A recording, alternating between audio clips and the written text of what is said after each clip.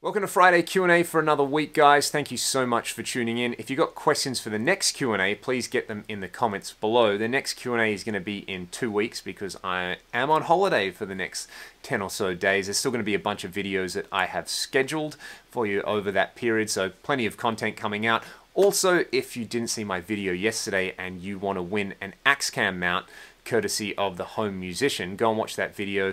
Go to my Instagram or Facebook page and share the video there, and you can be in the running to win a sweet 3D printed camera mount for your guitar. I really like it. I've been using it a lot, teaching and practicing, and it's pretty rad. I really like it. So there's a giveaway for that.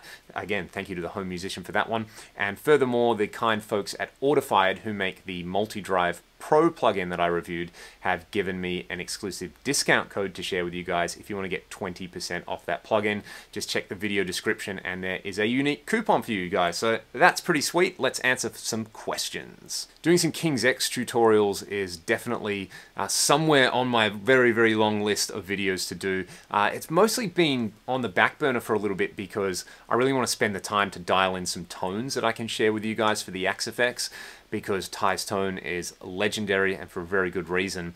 It's one of these things where I don't quite know, or I haven't decided how I want to work it into my sort of like series of videos that I do, whether it will be a standalone thing where I just break down a bunch of different King's X parts and talk about the tone, or if it's something I do as like, I've done a few videos on like how not to play certain songs, and King's X are one of those bands where I certainly don't play a lot of the songs right. It's kind of one of those like, it's close enough, it's got the vibe sort of thing. So whether I work it into there, and I think that kind of might be the way I do it, where it's like, here's the part, here's how you can play the part for like if you're a mere mortal like me and you're not Ty Tabor, and here's how you can take things that he does and sort of use it to create your own riffs, because man, I have ripped off so many Ty Taborisms when writing Ragdoll songs. So that's definitely something that in the next couple of months I want to get my hands into. Firmware updates with the Fractal gear. It's been coming thick and fast and heavy recently. I think we've gone from like 1.18 at the start of the year to like 5.0002 beta or something. So yeah, a lot of improvements and upgrades and new features. The big thing with those firmware upgrades is whenever anything has been done to the amp block, you'll often find that a bunch of amps, you basically just need to go in and retweak the settings. I found that the amps that I mostly use in my presets, like the Rectifier and the Uberschall and the Atomica, things like that, you know, basically anything with lots of gain.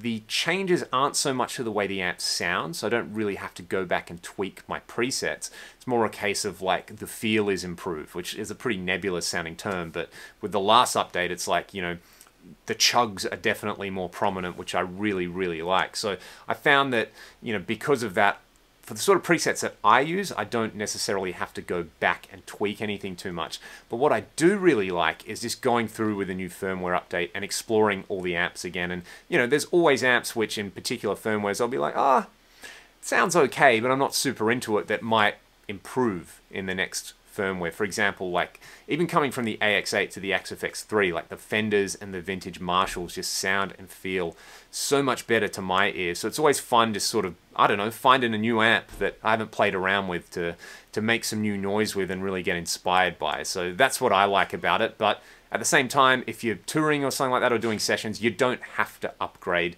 You can just stay at any of the firmwares you like and they all still sound pretty damn good.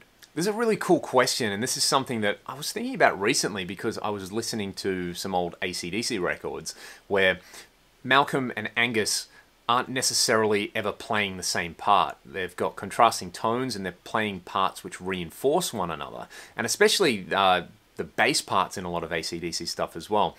It's kind of like these three different things locking down to create this huge sound, rather than in a lot of modern music you just have like quad track guitars playing the same riff as the bass, with, you know, the kick drum playing the same rhythmic syncopations. And while that's a really cool sound, it sort of, to me anyway, can get really, really boring after a while. And one thing that I like about those older records are the way those twin guitar parts work, whether it's like a Judas Priest record and, you know, or a, like I said, a Thin Lizzy record where they'll actually be playing harmonies off one another, or the Priest thing where they'll be playing the same chord but, you know, in a different inversion or something like that, just to make it sound bigger. And that's kind of cool because those records, they were really just trying to capture the live sound of the band. You know, the two guitar players would play stuff to make the whole sound bigger live, and then they would just take the same approach to the studio. And, you know, there is a lot of modern music, or I guess even stuff that's not the 70s or the 80s, that still has this approach. Like, I'm a massive fan of Tonic's Lemon Parade album,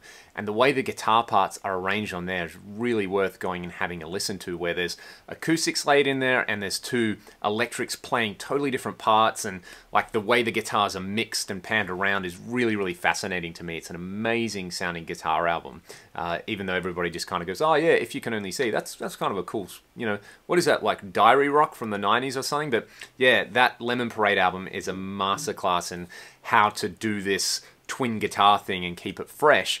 And you know, in defense of a lot of modern music as well, you'll have quad track guitars but overlaid with like ambient guitar noises or different textures, or, you know, droney parts playing off one another. So I don't think it's something that's necessarily been lost to modern music. It's just done in a different way, and that really appeals to me because obviously Ragdoll's a trio, so I'm the only guitar player, and on record, you kind of have to do something to some parts. You know, you've quad tracked them and they sound huge, but it's often cool to just have like a disgusting fuzz tone guitar mixed really low in the mix, just playing like a single note or a bent thing underneath the chorus, just to add like musical tension in there and just to sort of give it a little bit more, you know, when you're listening to it, where you wouldn't necessarily need that live. You know, live, Ryan plays with bass distortion, and there's a bunch of tricks that I do, you know, whether it's using rhythmic delays or whether it's using like weird parts or just the way we arrange our parts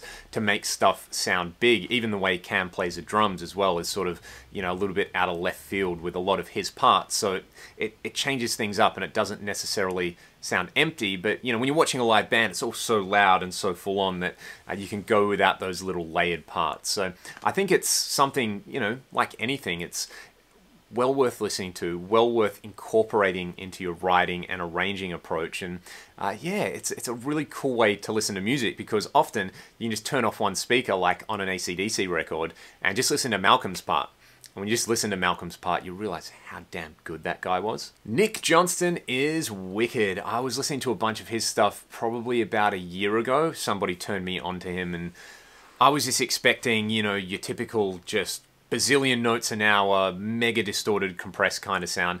And it really took me by surprise how, you know, cinematic his music is. And that's kind of the thing I like about it. It's something that you can just put on and chill out to. And yeah, the guitar playing's great, but man, the writing and the arranging and the mixing, like, it's just absolute audio candy, which is, I think, something that a lot of like guitar-oriented records miss. It's all about the playing. It's not necessarily about the big picture. So Nick's a guy, I think, who nails the big picture approach to playing. And yeah, he's just so tasty, and his legato playing is, yeah, I'm super envious of how well that guy does a lot of that stuff. And quite frankly, it's pretty inspiring as well. So well worth a listen to some Nick and going and doing some practicing as well. Have I ever seen a wild kangaroo? Well, here's some footage I took. This was a couple of months ago. There's a national park about 15 minutes away from me, and I go there with my wife all the time because she loves looking at all the roos, and this is the kind of stuff that they get up to.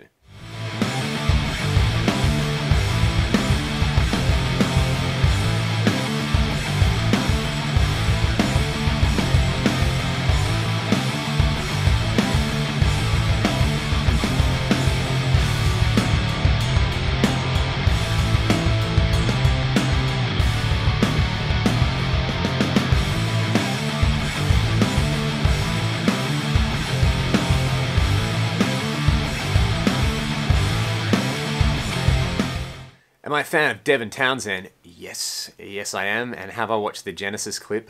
I have. I love that it was like him doing a reaction video. It's sort of, yeah, very, very, very relevant, meme-worthy stuff there.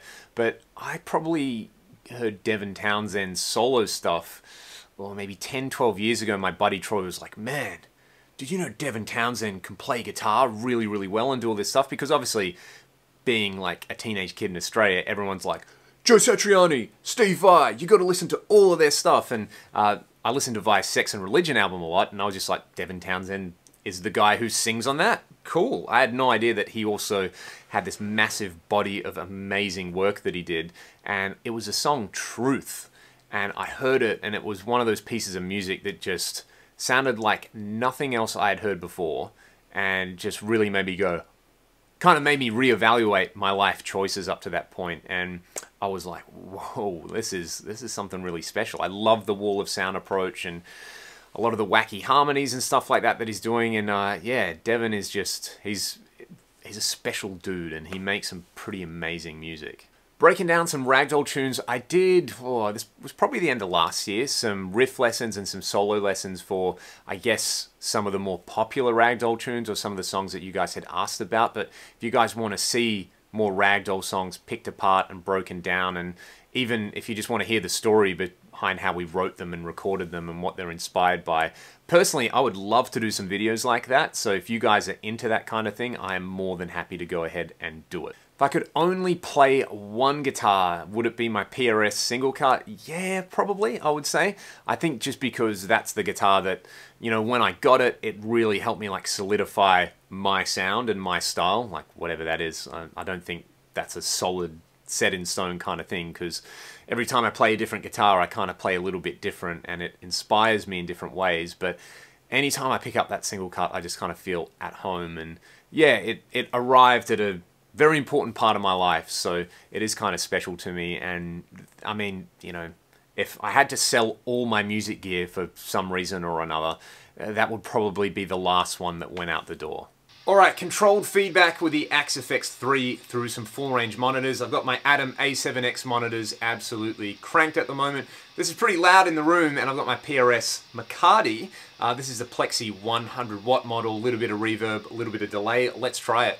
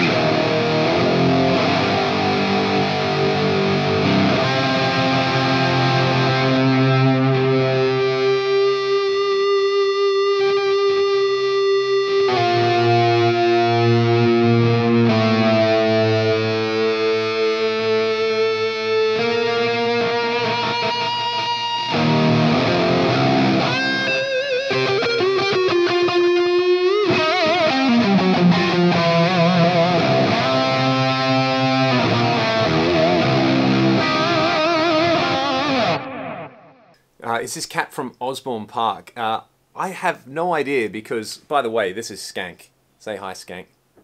The real reason I figure so many people watch this channel now is just to see videos with the cat. But yeah, he just kind of showed up one day. He's pretty old. You're about 14 or 15.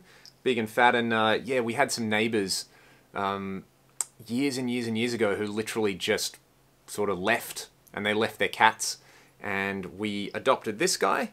And there was another cat there, and they had a litter of kittens, and we adopted one of the kittens. So he has a mini-me running around here as well, which is pretty awesome. And yeah, he basically just lives in this studio now and potters around, and, you know, wakes me up at night by walking all over my face. And yeah, check him out. Look at this. You don't look too happy about this, do you, mate? Ah, you're a good-looking guy, aren't you? As always, thanks so much for watching this week, guys. If you want to go and grab the lick of the week, go to the Facebook group, which is linked in the video description, and I will see you all in around 2 weeks. Stay excellent, be good to one another, and I'll see you then.